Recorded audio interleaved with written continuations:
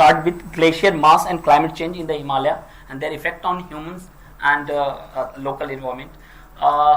Most of the speakers, they talk about the significance of Himalayan study and why we just put our focus on Himalaya.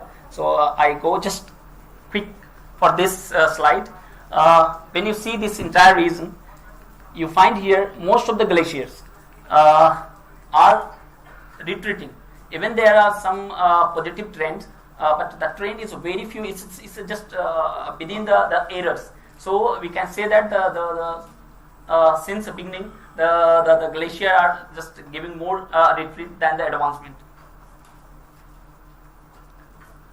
These all things already introduced by the so many speakers, and they just given the glimpse of this entire slides. So they are saying that the Eastern Himalaya, Western Himalaya, and Middle Himalaya, how all these glaciers are responding. First, I would like to just focus on that. We have more than 9,000 glaciers in Indian Himalaya, but hardly we studied the field verification done by the 20 glaciers only. So first we have to validate, means even nowadays the geospatial tools are available. By using this geospatial tools, we are just doing a lot of survey, like the entire basin, the entire arc of the Himalayan glacier. But for validation purpose, we need at least one glacier for each basin to validate the entire outcomes. So the questions, so many the outcomes are coming, but either we are able to validate the questions that is arise to find out the outcome of this, like on what time scale does glacier respond. So we are able to answer this question. Like nowadays we have the 10 years, 20 years, 30 years data set. But if anybody asks that this glacier is, what is the response time? So either we are able to address this question or not. So these things are very important. So I request all the researchers who is doing the glaciological work, so just keep in the mind to address these questions. Which ones have the most significant control? Either quantification is important. Okay, retreating is fine. Most of the glaciers are retreating. But what is the quantity, means what kind of response they are giving in the term of quantity. So the further what is the global significance means this is controlled by the global climate, this is controlled by the local behavior, this is controlled by the regional behavior. So we have to look for that.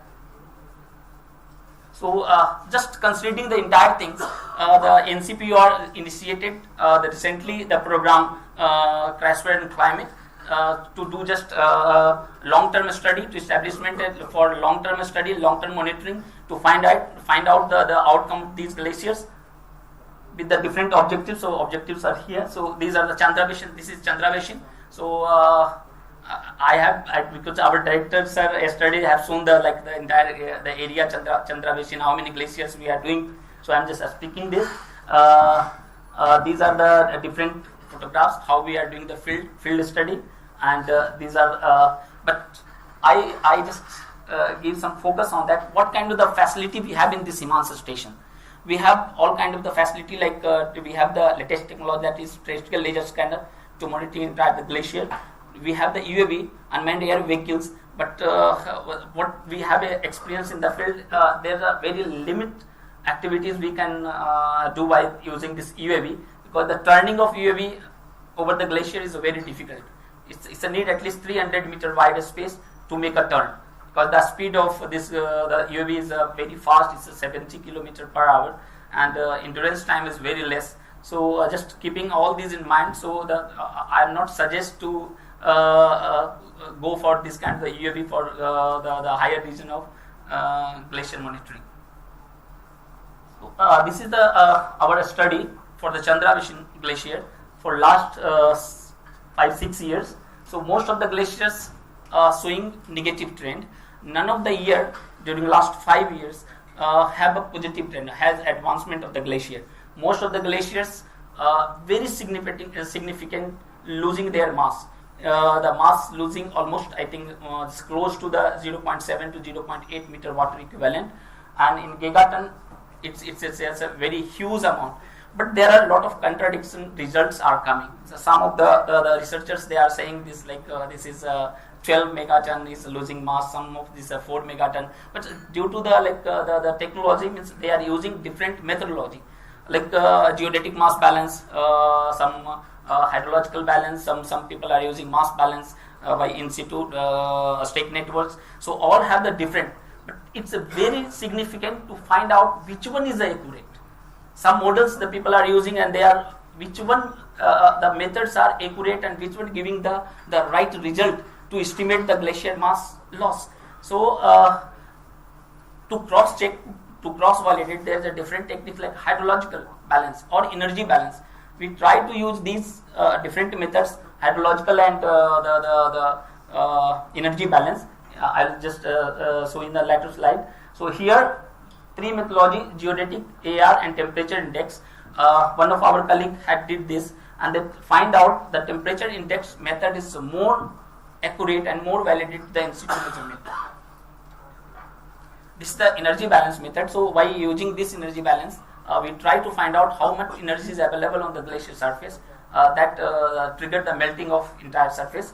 By using this energy balance, we try to find out the total melting and try to compare with the in situ measurement of the mass balance. So if it's validate to each other, we can say that this method is more useful, and we can use this method to for further estimation of the glacier mass loss and see the.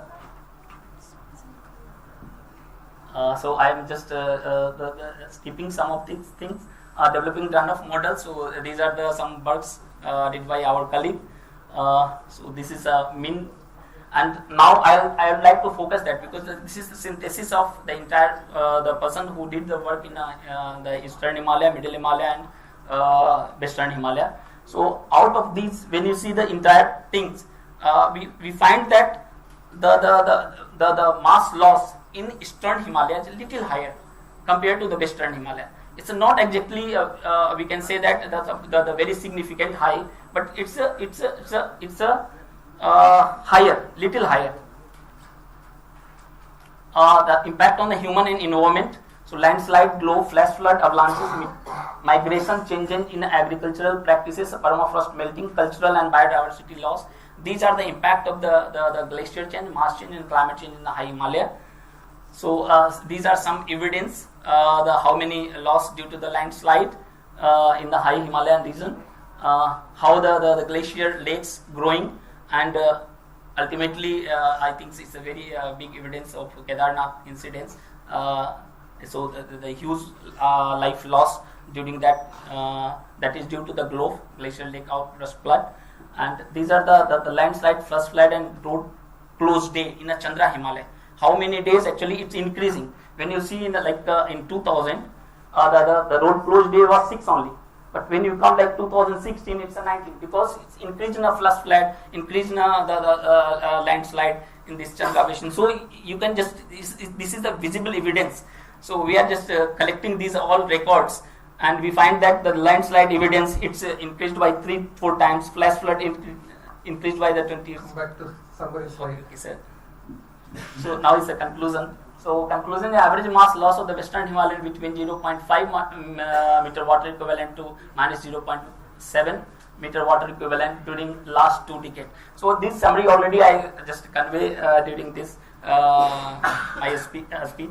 So generally means I would like to focus that after the contradiction within the researchers.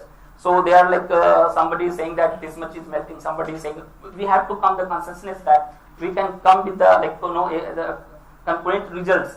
What is the solid results? Yeah, this is the estimation of mass balance, and there is a relation between the mass balance and the hydrological balance. So something like we need to do with more focus. Thank you.